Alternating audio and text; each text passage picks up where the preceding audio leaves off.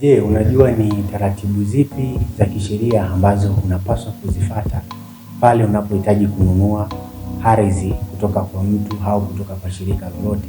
Kumekuwa kuna changamoto nyingi sana ambazo mtu ananunua ardhi bila kujua taarifa sahihi au taarifa za msingi kuhusiana na ardhi husika ambayo ananunua. Huenda amenunua ardhi kutoka kwa mtu ambaye hana haki ya umiliki wa ardhi husika, au ameuziwa ardhi ambayo ina umiliki wa zaidi ya mtu mmoja, kwa maana ipo katika joint ownership.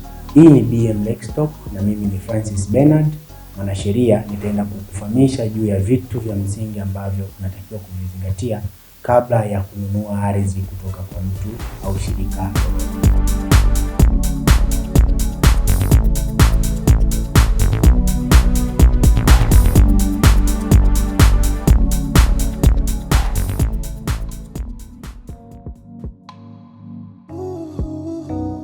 Vitu vya kuzingatia kabla ya kununua ardhi kutoka kwa mtu au shirika lolote, kama nilivyosema hapo awali. Kitu cha kwanza ambacho unatakiwa kuweza kukizingatia kabla ya kununua ardhi ni kuweza kuchunguza umiliki wa ardhi husika. Kuna utaratibu upo ambao tunaita official search. Ni utaratibu ambao unachukua taarifa za yule mtu ambaye unataka kununua ardhi kutoka kwake na kwenda kuomba maombi kwa msajili wa hati ili aweze kukupa taarifa au extract ambayo itakuwa imebeba taarifa zote juu ya umiliki wa ardhi husika ambayo unataka kuweza kununua. Kitu cha pili unachotakiwa kuweza kukizingatia kabla ya kununua ardhi ni kutembelea ardhi husika. Kutembelea ile ardhi husika ambayo unatakiwa kuweza kununua. Sasa kwenye kutembelea kuna vitu ambavyo vinafanyika pale unapoenda kutembelea ardhi husika. Kitu cha kwanza ni kuuliza maswali kwa majirani ambao wamepakana na ardhi ambayo unataka kununua. Inaweza ikawa ni kujua mipaka yako inaishia wapi unaponunua hiyo ardhi. Pia kujua kama hiyo ardhi ina mgogoro wa namna yoyote ile, kwa maana wale watu wa karibu ndio wataweza kukupa taarifa sahihi kuhusiana na changamoto ambazo zinahusiana na ile ardhi ambayo unataka kuinunua. Pia kuuliza taarifa kwa muuzaji ambaye anakuuzia ile ardhi yeye mwenyewe, kwamba kwa nini anakuuzia ile ardhi. Ni jambo la msingi sana. Inawezekana yeye anaepuka migogoro kwa namna moja au nyingine, kwa hiyo inabidi uweze kujua ni kwa nini yeye anakuuzia hiyo ardhi. Pia kitu kingine unapoenda kutembelea ardhi husika ni kujua ubora wa ardhi ambayo unataka kuinunua. Kwa maana kwamba je, inafiti mahitaji ambayo unahitaji. Unaweza ukawa unahitaji kununua ardhi kwa ajili ya kilimo, lakini ile soil pH ya ardhi ambayo unataka kununua ikawa haifiti kulingana na aina ya mazao ambayo unataka kununua katika kiwanja au ardhi husika. Kwa hiyo kuna umuhimu sana wa kuweza kutembelea ile ardhi au kiwanja ambacho unataka kuweza kukinunua. Sasa kwenye kutembelea ardhi husika, unaweza ukatembelea wewe mwenyewe au unaweza ukatembelea kupitia mawakala au wakili, mtu ambaye umempa ridhaa ya kuweza kwenda na kuweza kushughulikia lile jambo kwa niaba yako.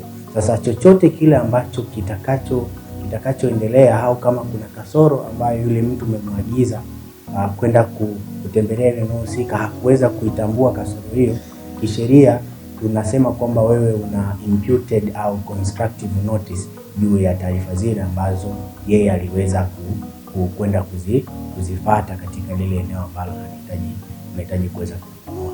Pia kitu kingine cha msingi kabla ya kuweza kununua ardhi ni kuzingatia uandaaji wa mikataba. Katika uandaaji wa mikataba, hapa ndipo kuna nafasi kubwa ya mwanasheria au wakili. Sasa inapoingia, inabidi mtafute mtu ambaye ni mzoefu katika ufanyaji wa shughuli hizi za mauziano ya ardhi, aweze kuongoza katika ununuaji au uuzaji wa ardhi husika. Katika kuandaa mikataba kuna vigezo na masharti ambazo nyewe wenyewe mtawekeana katika mikataba ile ambayo mtakayoiandaa. Sasa kuna vigezo ambavyo muuzaji anatakiwa aweze kukuhakikishia wewe juu ya ardhi ile ambayo anakuuzia. Anaweza akakupa ahadi kwamba ardhi yangu haina changamoto yoyote ile, au ardhi yangu haitakuwa na kipengele chochote kile pale ambapo wewe utakaponunua ardhi, ukiachana na vigezo vingine vya kutoa fedha kwa maana tunaita consideration, au vigezo vya kuwepo kwa majina ya nyewe wahusika katika mikataba ile ya mauziano. Hiki ni kitu cha msingi sana, kwamba muuzaji anatakiwa aweze kuhakikishia kwamba ardhi anayokuuzia ile haina changamoto au kipengele cha namna yoyote ile. Sasa hizi kisheria tunaita warranties and representation, kwa maana zinakupa wewe kigezo au nafasi ya kuweza kudai fidia endapo pale ambapo umenunua ile ardhi yako sasa na ukakutana na changamoto ile ambayo halikuahidi kwamba hiyo changamoto haipo. Utaweza kwenda mahakamani kumshtaki huyo muuzaji aweze kukupatia fidia yoyote ile. Kwa hiyo ni jambo la msingi sana ambalo linatakiwa kuweza kuzingatiwa au tunatakiwa kuweza kufanya sana katika hatua hii ya uandaji wa mikataba au nyaraka zozote zinazohusiana na uuzaji wa mikataba.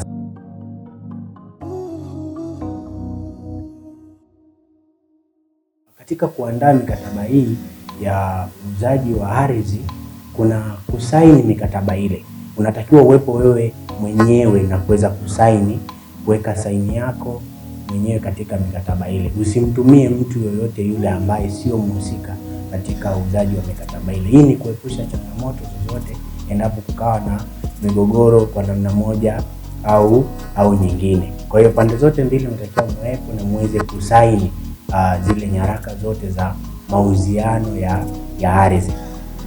Kitu kingine cha kuzingatia katika uandaaji wa mikataba ni kigezo cha kumtaarifu kamishna wa ardhi juu ya uuzaji wa ardhi husika.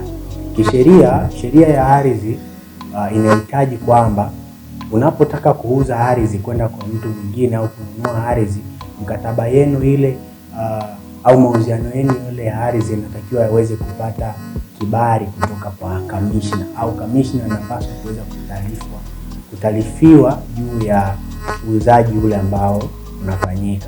Ni jambo la msingi sana kwa sababu kwenye mauziano ya ardhi huwa tuna pande kuu tatu.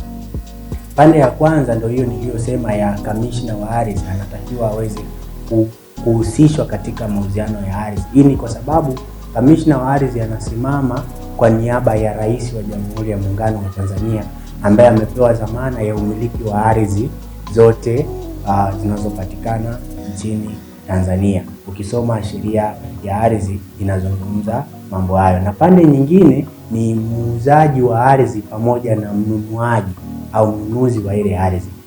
Kwa hiyo ni jambo ambalo linatakiwa liweze kufanyika katika muktadha au msingi huu hapo ambao nimeweza kuzungumza. Kitu kingine cha kuzingatia pale ambapo mmeisha mtaarifu kamishna wa ardhi ni kuweza kubadilisha majina ya umiliki wa ardhi husika. Watu wengi wamekuwa wakiacha hiki kigezo baada ya kuuziana ardhi na kufanya hayo yote ambayo nimeweza kuelezea. Watu wanaridhika, wanaenda kutumia ardhi bila kujua kuna changamoto ambazo zinaweza kutokea, hususan kuhusiana na ubadilishwaji wa majina kutoka kwa muuzaji kwenda kwa mnunuaji. Sasa mara nyingi huwa tunakwepa implication za kikodi. Tunapaswa kwenda kwa mamlaka husika, mfano TRA, mamlaka ya mapato, kuweza kulipa kodi ambayo tunaita ni capital gain tax. Ni kodi ambayo inatokana na ongezeko la mtaji au mauzo ambayo mmeweza kuyafanya. Inabidi mwende kwa mamlaka hizi waweze kuwakadiria kodi hii ya mauziano ya ardhi ili waweze kuwapa sasa kibali au nafasi yenyewe kwenda kwa msajili wa hati aweze kubadilisha sasa umiliki kutoka kwenye umiliki wa muuzaji na kwenda katika umiliki wa mnunuaji. Sasa katika hatua hii, hususan katika ardhi ambazo zimesajiliwa, tunakuwa tumekamilisha mauziano ya ardhi. Hivyo basi wahusika katika mkataba wa mauziano ya ardhi wanapaswa kuweza kuzingatia vigezo hivi vyote popote pale ambapo wao endapo unapotaka kwenda kununua au kumuuzia mtu yoyote ardhi, kuepuka changamoto ambazo nimeweza kuzitaja hapo awali. Baada sasa ya kuzingatia vigezo hivi ambavyo nimeweza kukutajia hapo, mauziano ya ardhi ambayo utakuwa umeyafanya yanakuwa ni halali na yanakuwa na nguvu kisheria, na hakutokuwa na changamoto yoyote ile ambayo utakayoweza kuipata endapo kukawa kuna mgogoro ambao umetokea baina ya wewe mnunuaji au muuzaji. Ni mimi Francis Bernard, umekuwa nami katika kipindi hiki cha leo ambacho tumejifunza juu ya utaratibu wa mauziano ya ardhi, hususan ardhi ambayo imesajiliwa. Endelea kuwa pamoja nami katika mada au vipindi ambavyo vinafuatia hapa BM Tech.